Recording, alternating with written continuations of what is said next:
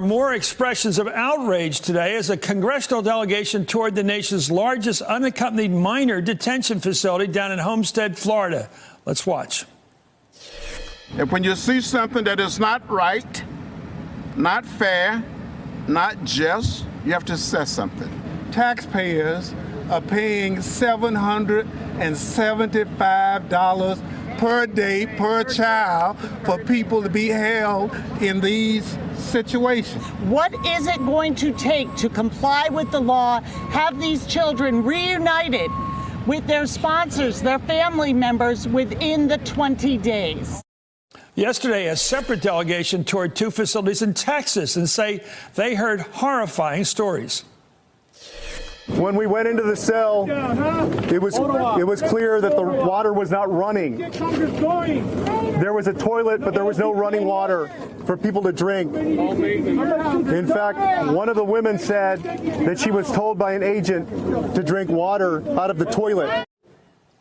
NBC News was not present and could not verify that particular allegation. But today, the Homeland Security Office of the Inspector General issued a new management alert flagging dangerous overcrowding and prolonged detention of children and adults at Border Patrol facilities in the Rio Grande Valley.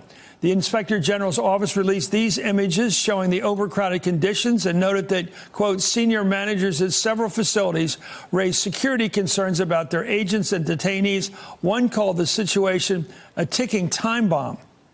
The alert also mentioned that 31% of children held in custody in the region have been held longer than the 72 hours permitted by law and had no access to showers. The chairman of the House Oversight Committee, Elijah Cummings of Maryland, has invited the acting secretaries of DHS and Customs and Border Patrol to testify about the separation and treatment of migrant children and allegations of overcrowding. They were first invited last week, but neither has confirmed plans to attend the hearings. For more, I'm joined by U.S. Congressman Mark Veazey, who joined the delegation in Texas, and Clara Long, Human Rights Watch Deputy Washington Director. Congressman, thank you for joining us. And you know what everybody watching would benefit from is just a really good description of what you saw as an eyewitness down there. Well, what we saw was horrible, particularly when we talked with some of the detainees that were in the holding cells at the first facility that we visited, where we were told that if they asked for a drink of water, that the guards told them to drink out of the toilet, that they had gone days without taking showers. And of course, when you take those tours, you have to give 48 hours notice as a member of Congress before you can take the tour. And of course, they try to do everything they can to clean the facility up. So much of the space at the facilities that we visited were empty, particularly like the outdoor sleeping areas and the outdoor holding areas in the heat. They were completely empty. But I believe everything that the migrants told us while we were there, just based on the experience that we had with some of the personnel there with Customs. We told them that it was not a good idea for us, for instance, to go out and have a press conference with all of those hecklers nearby. And they were just like, no, it wouldn't be fair if we moved them away.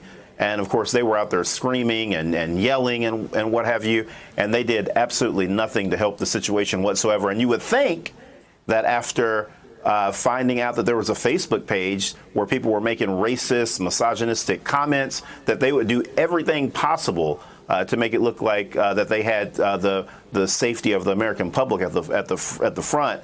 And they absolutely, in my opinion, did not. And based on what I saw and read on those Facebook pages that was in the ProPublica article, I 100% think that those migrants were telling us the complete truth about their treatment in these facilities because it goes hand in hand.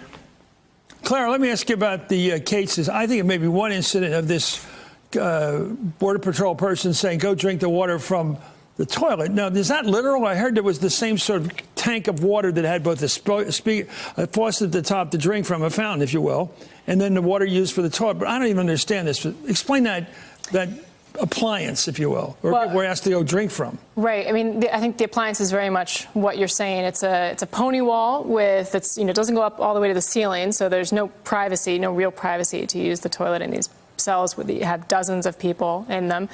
And then, you know, based on what I've seen and heard described countless times, it's a toilet with, you know, a tap on top of it. So the water actually comes up through the back of the toilet. Now, the water doesn't necessarily have contact, to be fair, with the toilet water. Well, too much. Can you? But a lot see, of people find what I'm that. confused about, because life is complicated. Yeah. We heard the other day, last night on the program, we reported that there were some Border Patrol people who were really so concerned about the welfare of the people they were detaining. They had spent their own money to feed them. And now I hear these bad apples that say go drink out of the toilet. It just seems, what's going on here? Drinking out of the toilet, asking people to drink out of that tap that comes out of the toilet is a common practice across the entire border. You know, I was part of this team of attorneys and But it didn't mean go drinking out of the toilet bowl. It's not drinking out of the toilet bowl. For Yeah. the most, I haven't heard an account of drinking out of the toilet bowl. Drinking out of the back of the toilet. Yeah, I understand. Well, Jerry Nadler, of course, chairman of the House Judiciary Committee, criticized the Trump administration today for allowing migrants to be held in these conditions.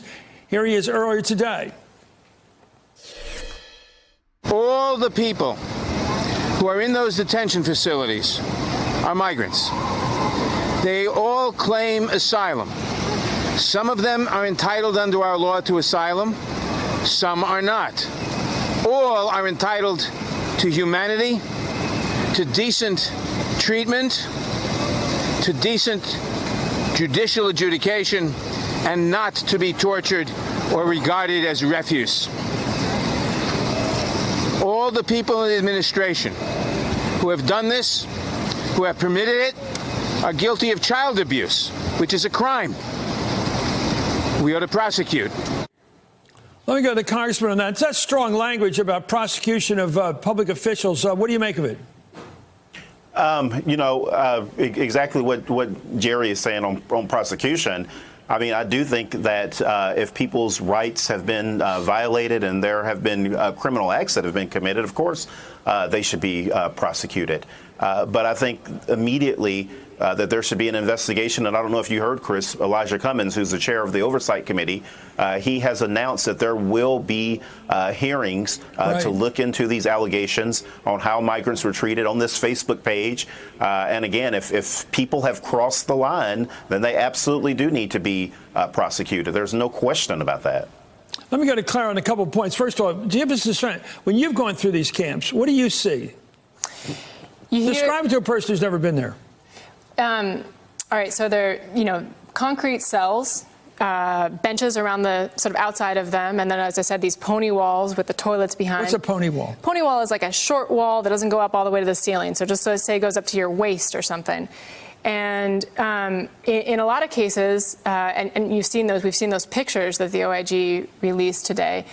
You'll have so many people in there that not everybody can sit or lie down. Is that what you see when you're down there with these pictures? Time. These pictures we're looking at right now. That's what you see. Mm-hmm.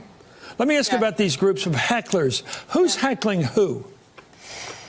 You know, you got a lot of people who I think want to make a political statement here. Are they on the right? On the right. And they don't like immigrants.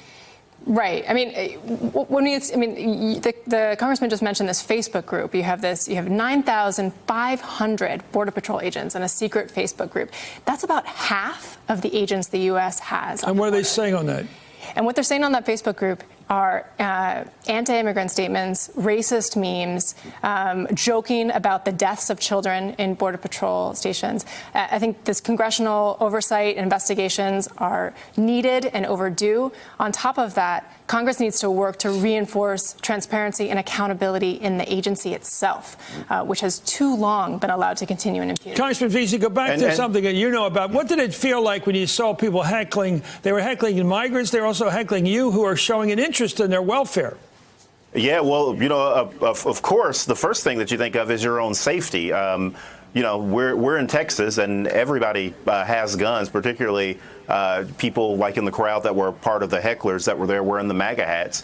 And you worry about your safety, particularly when the people that are entrusted to guard you are probably members of that page. Like it was just mentioned, about half of the members of Customs and Border Patrol are members of this Facebook page. And these are the same people that we were counting on to protect us from these people that were screaming terrible things, that were distorting people's names, making them into slur words. As we walked down, the local Congresswoman Veronica Escobar, they kept distorting her first name to make it derogatory, and they were just saying terrible things about everybody there, about migrants, screaming things about Planned Parenthood, and it was a complete circus, and I just don't think that the Border Patrol people did anything. And when we asked them, we said, hey, we know that these people are going to be heckling us. We're not going to be able to hear. We're not trying to do anything to stomp on their First Amendment rights, but why don't we just move them back just a little bit? And they refused to do it. One of the law enforcement officials even suggested, well, why don't you just cancel the press conference? Like that was their suggestion on dealing with this rowdy group. It was definitely the worst I've seen of any press conference I've ever been to. Just give me a deadline. Where exactly did all this hell break loose today? Where was it, Texas or Florida? Where was it?